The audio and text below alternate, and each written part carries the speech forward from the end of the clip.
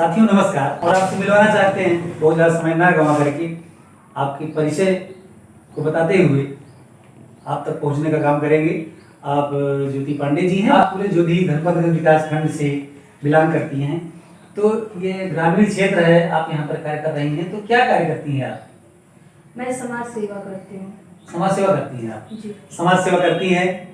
और हम ये जानना चाहेंगे, हमारे दर्शक भी जानना निश्चित रूप से चाह रहे होंगे कि आप कैसी समाज सेवा करती हैं, किस तरीके से करती हैं, क्या क्या किया है अब तक? मैं गरीबों की मदद करती हूँ जी।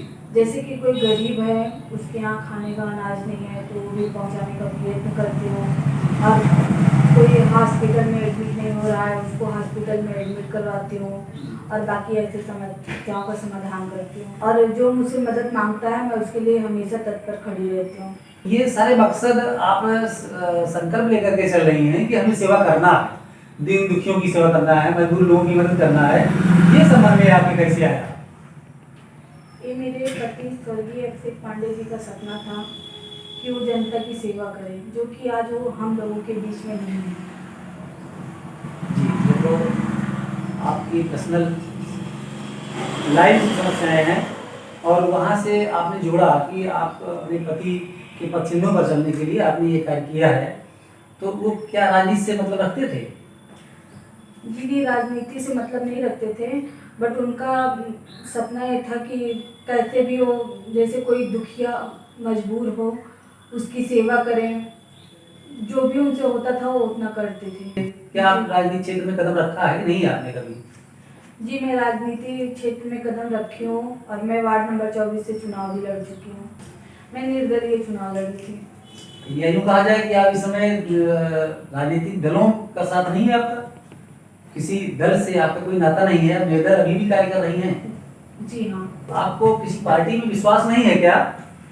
नहीं, मैं यहाँ पे ब्राह्मण चेतना परिषद की महिला जिला अध्यक्ष भी हूँ। जी जी। बट मैं फिर भी निर्दलीय चुनाव लड़ी हूँ, क्योंकि मुझे जात पात लेके नहीं चलना है। मुझे समाज की सेवा करना है। समाज की सेवा में कई जाति आते हैं, सबकी मदद करनी है। क्या लगता है कि पार्टियों में जाने के बाद जात पात की राजनीति हो जाएगी? नहीं, ब्राह्मण जो चेतना परिषद है उसमें जुड़ने से लोग सोचते हैं कि सिर्फ ब्राह्मणों की महिला जिला अध्यक्ष है। तो आप हैं तो आप कैसे साबित करेंगे कि आप ब्राह्मणों के लिए ही नहीं सबके लिए कार्य करेंगे? क्योंकि मैंने करके दिखाया है सबके लिए। पंचायत चुनाव में अपनी भाग्य आजमाया और क्षेत्र के लोगों को, क्षेत्र को विकासशील और बेहतर बनाने के लिए आपने कार्य किया। आगे की योजनाओं के विषय में हम चर्चा करेंगे आपसे, और लोग दर्शक हमारे जानना भी चाहेंगे कि ज्योति जी आगे क्या करेंगी। मैं आगे भी समाज की सेवा करूंगी। लोग मेरे पास कभी भी एनी टाइम आप कॉल कर सकते हैं। 24 घंटे मैं आप लोगों के सुविधा के लिए तत्पर खड़ी रहूंगी। ज्योति जी, हम आपसे एक सवाल बनता है कि अभी आपने कहा पूर्व में कि मैं निर्दल हूँ और सामाजिक संस्था में कार्य करती हैं, सामाजिक क्षेत्र में ब्राह्मण सामाजिक क्षेत्र आपने बताया। तो ये जो आने वाला 2022 मिशन चल रहा है, इस मिशन में आप किसके साथ रहेंगे, किसका साथ देंगे? इस मिशन में मैं जिला अध्यक्ष और प्रमुख जी शिव कुमार जी का साथ दूंगी। मैं कहने का मतलब प्रमुख जी और जिला अध्यक्षा जी तो इस समय भारतीय जनता पार्टी में हैं और वहाँ पर मजबूती से लगे हुए हैं जी। तो उन्हीं के साथ आप रहेंगी, उन्हीं के पद चिन्हों पर जैसा वो कहेंगे वैसा करते रहेंगे? जी, मैं क्योंकि उन्होंने मेरे मतलब बीते हुए कल में बहुत साथ दिया है। कोई उस वक्त मेरा सपोर्ट नहीं किया था। जो आज मैं जनता की सेवा कर रही हूँ सिर्फ उन्हीं की बदौलत कर रही हूँ और मैं उन्हीं का मतलब उन्हीं के सपोर्ट में रहूंगी। बदौलत का शब्द जो है आपका कि उन्हीं की बदौलत जनता की सेवा कर रही हूँ, तो जनता की सेवा में उनसे विशेष सहयोग मिलता है क्या आपको?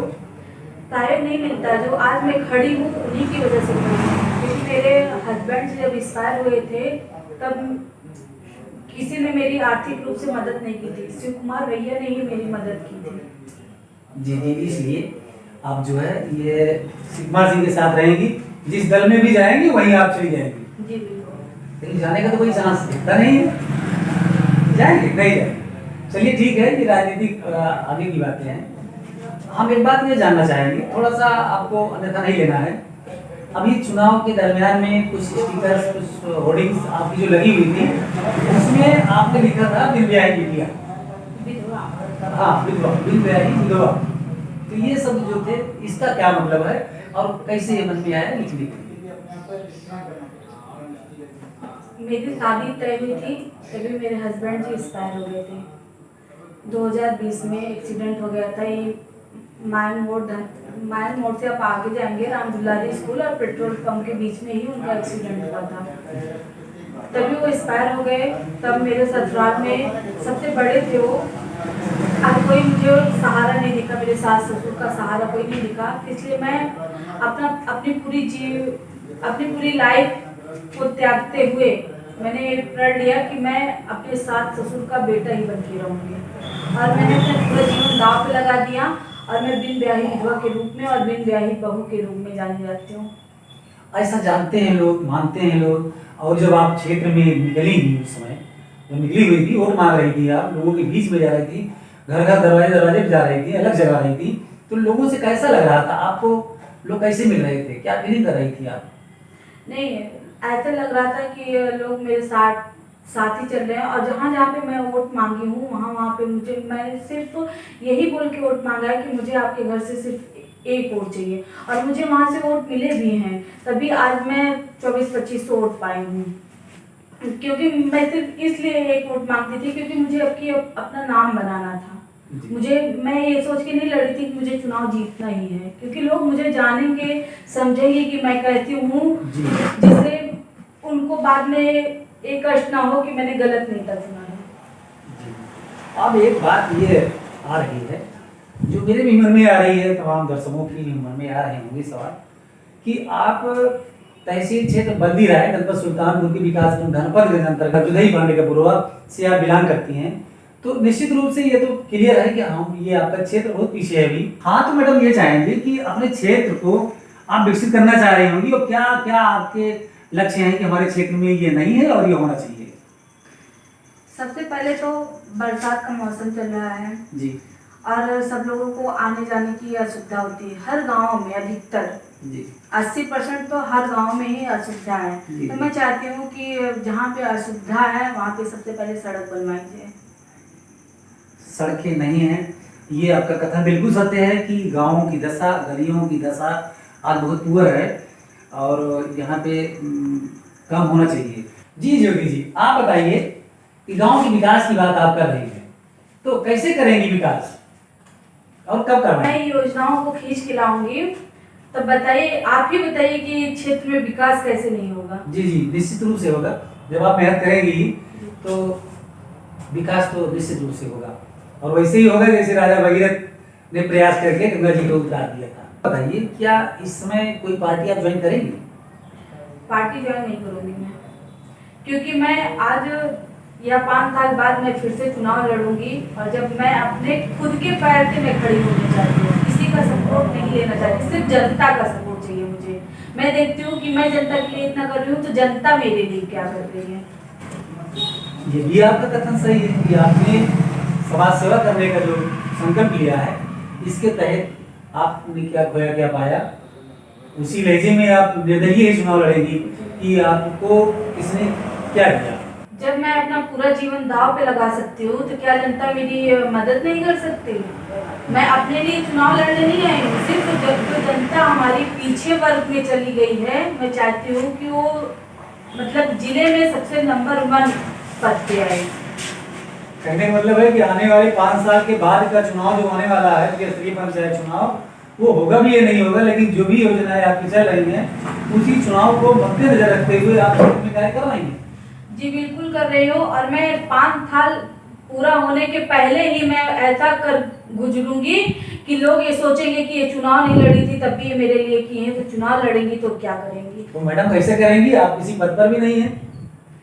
सरकार यहाँ सुविधा नहीं दे रही है, मैं लड़के सुविधा लेके आऊंगी। यहाँ तक पहुँचती नहीं है तो उसको लाएंगे आप? जी बिल्कुल लेके आऊंगी। एक सवाल ये बनता है कि आप किसी पद पे कभी नहीं है और आपको इतना बड़ा विश्वास है कि 5 साल में अपने क्षेत्र की तस्वीर आप बदलने का कार्य करेंगी, तो कैसे करेंगी? जरा इस पर विश्लेषण करिए। जो योजनाएं हैं, जो यहाँ पे सरकार है, जी, जो यहाँ पे सुविधा नहीं पहुँचा रही है, जो अधिकारी हैं यहाँ पे, उन लोगों से मैं लड़कर सुविधा लेके आऊँगी, बिजली पानी, और मैं विकास करूँगी। हमारे मीडिया के माध्यम से आप समाज को क्या संदेश देंगे?